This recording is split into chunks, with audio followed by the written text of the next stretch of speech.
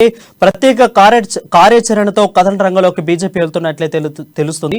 100 రోజుల ప్రణాళికతో భాగంగా వరుస ఆందోళనలు అయితే సన్నద్ధం చేస్తున్నట్లయితే మనకు తెలుస్తా ఉంది. ధరణి, రేషన్ కార్డు, అదేవిధంగా డబుల్ బెడ్రూమ్, ఈ మూడింటిని అస్త్రాలుగా మార్చుకొని బీజేపీ 100 రోజుల ధర్నాకైతే దిగుతున్నట్టే తెలుస్తా ఉంది. దీని మీద పూర్తి అప్డేట్స్ మా BJP Krishnamurthy bureau chief Krishnamurthy అందిస్తాడు. కృష్ణమూర్తి, చెప్పండి. Thank you Varun. బీజేపీ 100 రోజుల ప్రణాళికతోటి కొంత ప్రజల్లోకి వెళ్ళాలని ప్రయత్నం చేస్తా ఉంది. కొంతకాలంగా బీజేపీ నెలకొన్నటువంటి అసమ్మతి సెగలు కానీ, అసమ్మతి రాగాలు కానీ, అసమ్మతి నేతలతో కానీ వీళ్ళందరినీ సమన్వయం చేస్తూ వెళ్ళాలని నిర్ణయించింది. అయితే పార్టీ రాష్ట్ర నాయకత్వం మార్పు నేపథ్యంలో కొంత బీజేపీలో కొద్ది రోజులుగా స్తబ్దత వాతావరణం ఏర్పడింది. ప్రస్తుతం పార్టీ కార్యాలయం కూడా పూర్తిగా బోసిపోయి కనిపిస్తుంది. ఒకవైపు గాంధీ భవన్ కానీ, ఇంకోవైపు ఇటు టిఆర్ఎస్ ఎల్పీ కానీ, లేకపోతే తెలంగాణ భవన్ ఇక్కడ కొంతవరకు సందడి ఉన్నప్పటికీ గాంధీ భవన్ అయితే పూర్తిగా కిక్కిరిసి కనిపిస్తా ఉంది, నేతల సందడితో కనిపిస్తా ఉంది. అయితే బీజేపీలో ఆ పరిస్థితి అందుకు పూర్తిగా భిన్నంగా, అంటే నెల రోజుల క్రితం ఏదైతే బీజేపీ ఆఫీసు నేతల రాకపోకలు, కార్యకర్తల రాకపోకలతో కలకలాడిందో అందుకు భిన్నంగా ప్రస్తుతం. అయితే దీన్ని కొంత సరిదిద్దాలి, సరిచేయాలి అన్న ఉద్దేశంతో ఉన్నటువంటి పార్టీ రాష్ట్ర నాయకత్వం కొంత 100 రోజుల ప్రణాళికను ప్రకటించింది 3 రోజుల క్రితం. అయితే ఈ 100 రోజుల ప్రణాళికలో భాగంగా రాష్ట్ర నాయకులందరికీ పూర్తి స్థాయిలో, అంటే చేతి నిండా పని కల్పించి, జాతీయ స్థాయి నాయకులను కూడా తెలంగాణకు రప్పించి వారితోటి కొంత కార్యక్రమాన్ని నిర్వహించి ఇందులో భాగంగా మొదటి దఫలో కొంత ధరణి సమస్యల మీద ప్రభుత్వం మీద ఒత్తిడి తీసుకురావాలి. ధరణిలో కొన్ని అవకతవకలు జరిగినాయి. ధరణి చేరికలలో, అంటే భూముల చేరికల విషయంలో కొంతమంది భూములు వేరే వాళ్ళ స్వాధీనం ఉంటే వాళ్ళ పేరు మీద ఉండడము, ఇట్లా అంటే ఒకరు సాగు చేసుకుంటే ఇంకొకరి పేరు మీద ధరణిలో బిల్ నమోదం కావడం గందరగోళం ఏర్పడింది. రైతు బంధు ప్రస్తుతం వస్తున్న నేపథ్యంలో కొంతమంది తమకు రావట్లేదు, పాస్బుక్లు ఒకరి దగ్గర ఉన్నాయి, పాస్బుక్ వాళ్ళ పేర్లు ఉన్నాయని చెప్పేసి కొంత గందరగోళంగా నెలకొన్న నేపథ్యంలో రైతాంగం కూడా సాగు సమయంలో కూడా వాళ్ళు కూడా ఆందోళనకు గురవుతా ఉన్నారు. అంటే తమ పొలము తమ పేరు మీద లేదు, వేరే వాళ్ళ పేరు మీద ఎప్పుడు ఏ క్షణంలో ఏం జరుగుతుందో అనే ఉద్దేశంతో ఉన్నటువంటి నేపథ్యంలో వాళ్ళందరినీ సమీకరించి వాళ్ళందరితో కలిసి, అంటే ఇటు ఎంఆర్ఓ ఆఫీసం కూడా కానీ, లేకపోతే రెవెన్యూ కార్యాలయం కూడా, ఆర్డీఓ కార్యాలయం కూడా ధర్నాలు చేయాలి అని చెప్పేసి కొంత నిర్ణయించారు. ధరణి మీద కొంత యుద్ధం ప్రకటించి దాని మీద ప్రజలను సమాయత్తం చేస్తూ కొంత పార్టీకి అనుకూలంగా మార్చుకునే ప్రయత్నం చేస్తా ఉన్నారు. మరోవైపు రేషన్ కార్డుల విషయంలో 9 సంవత్సరాలుగా రాష్ట్ర ప్రభుత్వం రేషన్ కార్డులు ఇస్తానని ఊరిస్తుంది తప్ప ఇవ్వట్లేదు. ఎప్పటికప్పుడు ఆన్లైన్ లో దరఖాస్తు చేసుకోండి, ఈ రకంగా దరఖాస్తు చేసుకోండి, ఆ రకంగా దరఖాస్తు చేసుకోండి, పరిశీలిస్తున్నాము, పరిశీలనకు వెళ్ళాయి, ఆర్డీఓలు వస్తున్నారు, ఎంఆర్ఓలు వస్తున్నారు, ఇంటికి విఆర్ఓలు వస్తున్నారు, వెరిఫికేషన్ చేస్తున్నారు అని చెప్పి వెరిఫికేషన్ అన్నీ అయినాయి. ఎన్ని చెప్పినప్పటికీ అన్ని అవుతా ఉన్నాయి. కానీ కార్డు మాత్రం జారీ కావట్లేదు. కార్డు రాకపోవడంతో ఆరోగ్యశ్రీ లాంటి కీలకమైన పథకాలు సామాన్య ప్రజలకు, బీపీఎల్ బిలో పావర్టీ లైన్ కింద ఉన్నటువంటి వాళ్ళందరూ కూడా అందట్లేదు.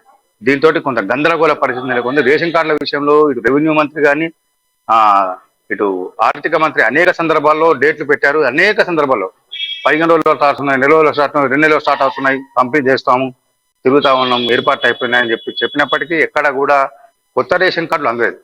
అయితే కొత్త రేషన్ కార్డులు దరఖాస్తుకు సంబంధించినటువంటి పూర్తి సమాచారాన్ని మండలాల వారిగా, గ్రామాల వారిగా బీజేపీ సేకరించింది. ఆర్టీఐ సమాచార హక్కు చట్టం ద్వారా సేకరించింది. ఏ గ్రామంలో ఎంతమంది కొత్త రేషన్ కార్డుల దరఖాస్తు చేసుకున్నారు, ప్రభుత్వం వద్ద ఎన్ని దరఖాస్తులు వచ్చాయి, ఎన్ని దరఖాస్తులు అర్హత అని ప్రభుత్వం నిర్ధారించింది, ఎన్ని అర్హత కావు అని నిర్ధారించిన విషయం పూర్తి స్థాయి డేటాను బీజేపీ సేకరించింది. ఆ డేటా ఆధారంగా గ్రామాల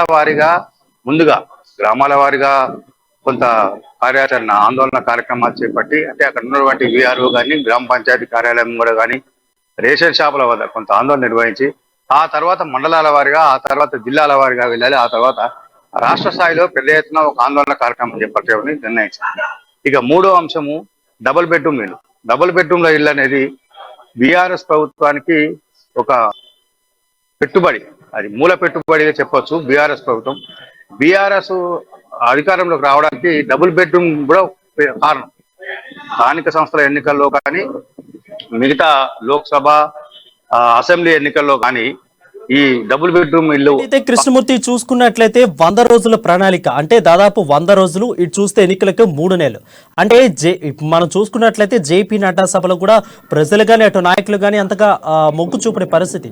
అదేవిధంగా గడప గడపకు బీజేపీ ఎన్ని నినాదాలు పెట్టినా కానీ ప్రజలు అంతగా ఆదరణ పొందట్లేదు. సో ఇదే వాళ్ళకి సమయం కాబట్టి 100 రోజుల ప్రణాళికతో ముందుకెళ్తే ఎన్నికల దగ్గరకు వస్తాయి. సో ఈ ఎన్నికలకి ఇది రెండు కంపేర్ చేసుకుంటే కొంచెం బీజేపీకి బలం చేకూరుతుంది అని వీళ్ళు వెళ్తున్నట్టు ప్లాన్ కనిపిస్తుంది. దీంట్లో ఎంతవరకు నిజం ఉంది? వాస్తవమే. అది కారణం ఏంటంటే 3 నెలల్లో ఎన్నికలు రాబోతున్నాయి.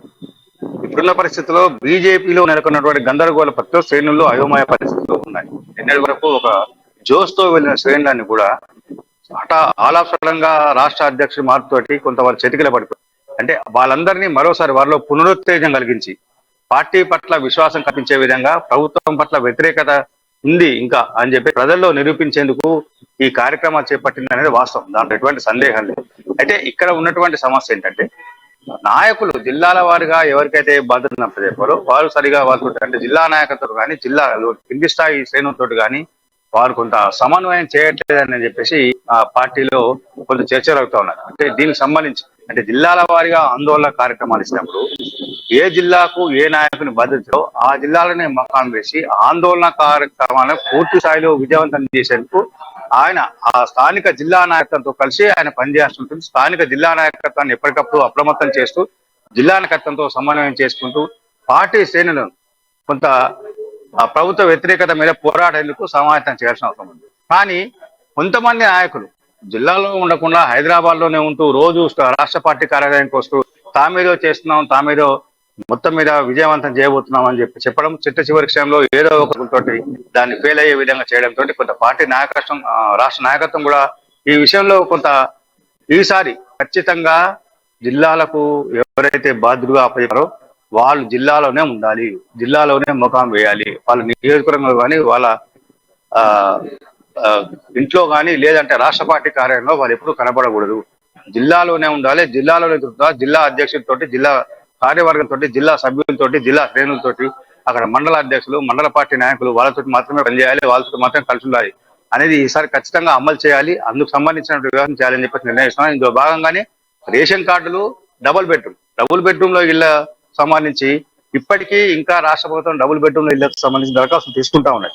అంటే డబుల్ బెడ్రూమ్ లో ఇల్లు కట్టలేము, మేము కావాల్సినంత స్థలం లేదు, వాటిని ఇవ్వలేము. కానీ స్థలం ఉంటే 60 గజాల స్థలం ఉంటే ఇల్లు కట్టుకోవడానికి 3 లక్షల రూపాయలు ఇస్తామని చెప్పినప్పటికీ ఆ పథకాన్ని అమలు చేస్తున్నామని ప్రకటించి మొన్నటి బడ్జెట్ లో అందుకు సంబంధించిన నిధులను కూడా కేటాయించారు. అయినప్పటికీ డబుల్ బెడ్రూమ్ లో ఇంకా తీసుకుంటా ఉన్నారు దరఖాస్తులు. అంటే ఎన్నికలు సమీపిస్తున్నప్పటికీ డబుల్ బెడ్రూమ్ ఇవ్వమని చెప్పినప్పటికీ ప్రజలను తీసుకోవడం, అంటే మేము ఓడిపోతే, బీఆర్ఎస్ ప్రభుత్వం ఓడిపోతే మీకు డబుల్ బెడ్రూమ్ ఇల్లు రావు కాబట్టి మమ్మల్ని గెలిపించే బాధ్యత మీదే, మేము గెలిచిన తర్వాత డబుల్ బెడ్రూమ్ ఇస్తాం వల్ల నమ్మించేందుకు రాష్ట్ర ప్రభుత్వం, పాలకులు, ప్రస్తుతం అధికార పార్టీ నాయకులు ప్రయత్నాలు చేస్తా ఉన్నాం. ప్రజలను మభ్యపెట్టి మసిబూసి మారేకాయ చేసి అధికారాన్ని చేయించుకునేందుకు ప్రయత్నాలు చేస్తానే విషయాన్ని ఎండగట్టాలి. ఇదే అంశాన్ని ప్రత్యేకంగా ఎండగట్టాలి. 3 లక్షల పథకము అమలు చేయకుండా డబుల్ బెడ్రూమ్ ఇవ్వమని అసెంబ్లీ సాక్షిగా చెప్పినటువంటి ముఖ్యమంత్రి గారు ఇవ్వలేము, స్థలం లేదు, మేము అనుకున్నంత స్థలం రావట్లేదు, స్థలం లభ్యత లేదు, స్థలం ఉన్న చోట ఆ యజమానులు మాకు ఇవ్వట్లేదు అనే విషయం ఏదైతే చెప్తా ఉన్నారో అలా చెప్తూనే మరోసారి డబుల్ బెడ్రూమ్ దరఖాస్తులు తీసుకోవడము, మండలాల వారీగా జిల్లా కలెక్టర్ దగ్గర తీసుకోవడం అనేది కొంత ప్రజలను మోసం చేయడమే. మరోసారి డబుల్ బెడ్రూమ్ల ఇళ్లలో ప్రజలను వంచేందుకు బీఆర్ఎస్ ప్రభుత్వం ప్రయత్నం చేస్తా ఉన్నది అన్న విషయాన్ని తేల్చి చెప్పేందుకు ఈ డబుల్ బెడ్రూమ్లకు సంబంధించినటువంటి ఆందోళన చేపట్టింది. 25వ తేదీన డబుల్ బెడ్రూమ్లకు సంబంధించిన విషయంలో ఇందిరా పార్క్ దగ్గర మహాధర్నా ఒక కార్యక్రమం నిర్వహించాలని బీజేపీ ఖరారు చేసింది. ఇందుకు సంబంధించిన ఏర్పాట్ల మీద ప్రస్తుతం జిల్లాల వారీగా సమీక్షలు జరుగుతూ ఉన్నాయి.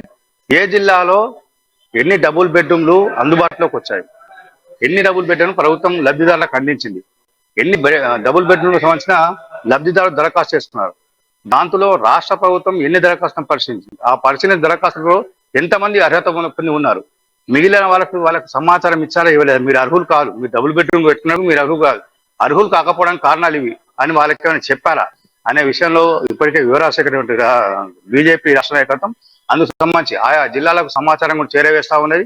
అక్కడ అంటే లబ్ధిదారులను గుర్తించి వాళ్ళతో మాట్లాడి వాళ్ళను ఈ బీజేపీ ఆందోళన భాగస్వామ్యం చేసేందుకు ఆయా స్థానిక నాయకత్వం అక్కడ క్షేత్రస్థాయిలో ఉన్నటువంటి బీజేపీ నాయకత్వం కొంత కసరత్తు చేస్తా ఉన్నది వారు.